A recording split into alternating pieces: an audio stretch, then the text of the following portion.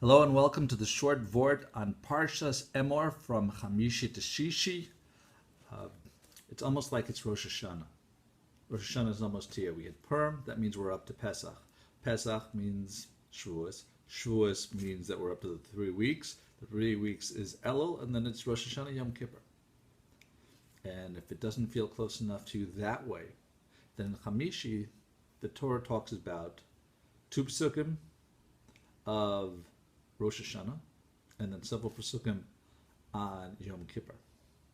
I'd like to share a thought that the Aleinu L'shabeach from Rav Elyashiv brings.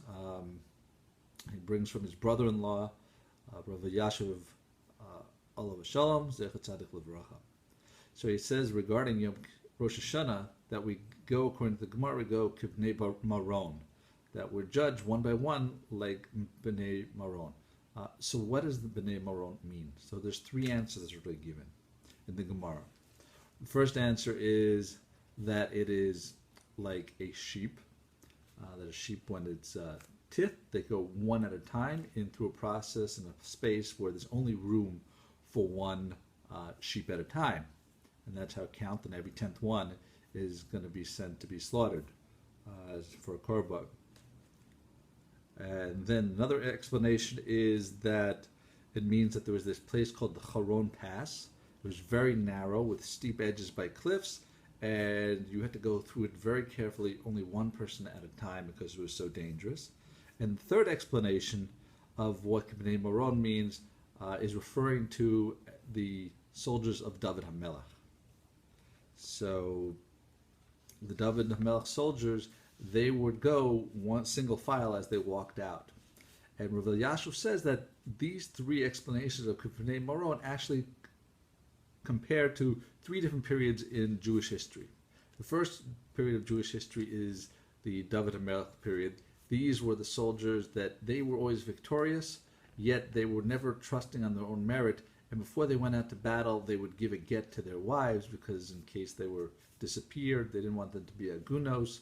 And this way, that was beneficial because they weren't relying on their own merit. And that's the same way when that high spiritual generation period prepared for Yom Kippur and Rosh Hashana, they were afraid of relying on their own merits. And they tried very hard to do tshuva and kind of mitzvos.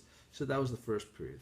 The next period is the period like the Choron period.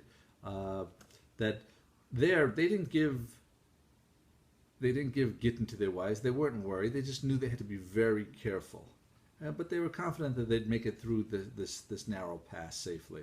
So also when it came to the Yom Noraim, it was time for judgment. So they were also on a high level. They were not on as high level as the previous generations, and therefore they thought if we're careful, we do tshuva, we do everything, it'll work out. We're not worried. We, however, are the lowest generation.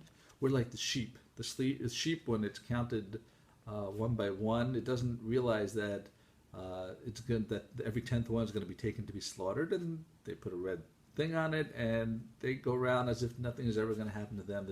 They're joyous, blissful.